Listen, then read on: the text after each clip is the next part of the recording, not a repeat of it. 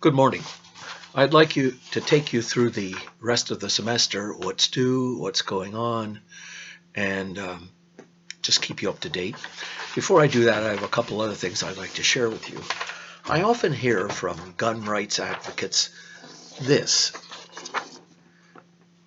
guns don't kill, people do. Well, if this is true, why does our military send our soldiers to faraway countries with guns? Why don't they just send the soldiers? If guns don't kill, why do we send our soldiers to war with guns? Guns and people together, for some people, don't mix well. The same as cars and people at times don't mix well. But look what we do with automobiles. Most people take training courses. You have to follow a whole set of rules when you're on the road. If you don't, you get stopped and fined. You have to buy insurance, which protects you and other people. So why don't we have to do that with guns? The thing in the United States that people, not all, but enough people, misuse, mishandle, and use improperly. Why don't we treat guns, which some people misuse, the same way that we treat automobiles, which some people misuse? We don't talk about taking our cars away when we regulate our use of cars. And when people do something that's, in quotes, bad enough, their license is taken away. Second, I'd like to read something to you and ask you what you think. When you have a choice and you have two different wrongs, and one wrong seems less bothersome, destructive than the other wrong, does that make it right? Well, listen to this. Our CIA has told the government, our government, to help the Afghanistan people increase their poppy production. You make drugs out of poppies. Why would our government want Afghans to increase poppy production? It's used to make opium, which is the main ingredient of heroin. Yet our government has told Afghans to increase production. Well, a few years ago, Afghanistan had a blight that knocked poppy production down 30%. Well, you'd think that would be a good thing. Well, not really, because when you have a shortage of something, what happens? The price of the commodity goes up. Right.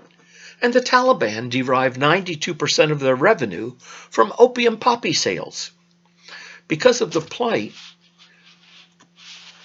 of the poppy fields, the Taliban income went up nearly 60%. It gave them a lot more resources to buy weapons to hurt us. It was suspected in the media that NATO had intentionally introduced the blight in an effort to destroy poppy production. Actually, the Taliban did so in order to cause the prices to skyrocket. Now, there was a Pakistani scientist who was a sympathizer for the Taliban. This scientist traveled to India, where it's believed the blight originated. The blight was brought back and put to work in the poppy fields. Poppy production went down, prices were jacked up. The U.S. decided to stop the blight from happening again and to allow more land for poppy production. Now, the Taliban's income is projected to fall by half this year. But there's going to be a surprise for the Taliban come harvest season. The U.S. produced a hybrid seed. into the poppy plant production in Afghanistan. The poppies will turn out just fine. However, when you try to make heroin out of the poppies, they will end up with something far closer to simple aspirin. So the poppy will become what it was always meant to be, just a pretty plant. But this conjuring up of the poppy plant problem is only the first problem for the Taliban. Now the issue will go far beyond mere supply and demand.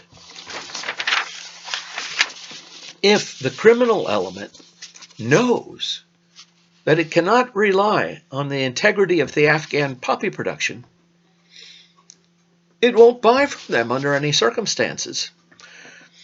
So this also has the added benefit of the drug cartels becoming very angry with the Taliban for ruining a year's worth of heroin production. That's billions of dollars. The cartel will take its revenge, with the result that many of the Taliban's higher-ups will end up dead. With poppy production out of play, other crop possibilities become viable, none of which will yield nearly the same amount of money to terrorists fighting us. Partners will still be able to make a decent living, and the cartel will have to search for another source of heroin ingredients. It's a win-win for us, and that's why we encouraged production of poppies, more poppy production, because the seeds that were given to the Afghans to plant it will only produce aspirin, will not be able to be used for heroin. The cartels will get angry because they don't have any good heroin product to sell. They will wipe out the top Taliban leadership. Most interesting, huh?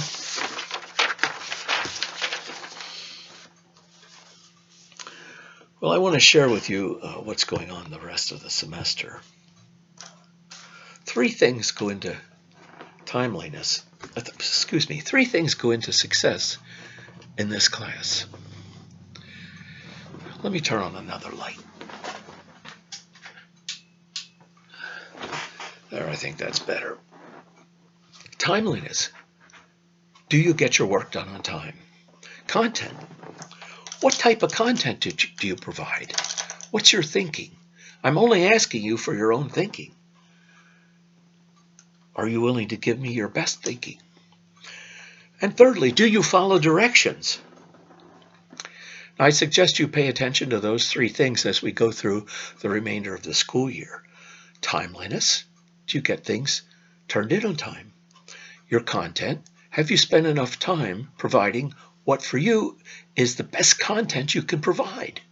Do you care enough to do that? And then do you follow directions? Are you reading what is in my emails? Are you looking at what's on Bulldog Connect?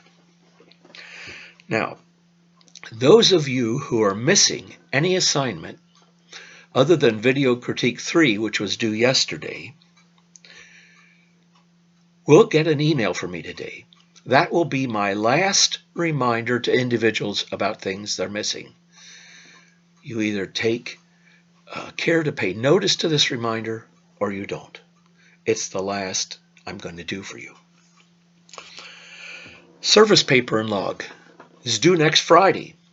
There will not be an extension. You've known about this particular project and assignment since day 1. So by next Friday, I expect to have your log, and I've attached that also to this email, and I expect to have your paper. Please pay attention to everything that is supposed to be in that paper, and you'll find that everything in your syllabus in the page that says service paper. There are some things that you are required to write at the end, which come out of your thinking. Please pay attention to that page in your syllabus. 4-hour students, your last paper, is due on May 11. You write about an issue of your choice. Read some things, watch a video, write about it. But make sure, this is a critique, make sure you write a paper that tells me what you think. And after you tell me what you think, I want you to tell me why you think it. That's part of the deal. I want to know your thinking about a particular issue. What's your thinking, and why do you think that? You have to have reasons. You have to think out why you believe what you believe. Otherwise, you're just repeating what you learned as a kid. And you're old enough now to know why you believe what you believe. And finally, the final exam. Now, make absolutely sure that you understand all that is required of that exam. If you don't, send me an email, ask, not understanding and thinking you do, and giving me something that has not paid attention to what is required only hurts you. That final exam is worth 350 points, which is enough to move you up potentially a grade or two or down a grade or two. It's worth 350 points, and every use of the word it in the final exam takes 2 points off of that 350. I want you to know that every single semester I have had 1 or 2 people who ignore that directive not to use the word it, and have used the word it more than 25 times. That's 50 points off. Don't use the word it. It's that simple.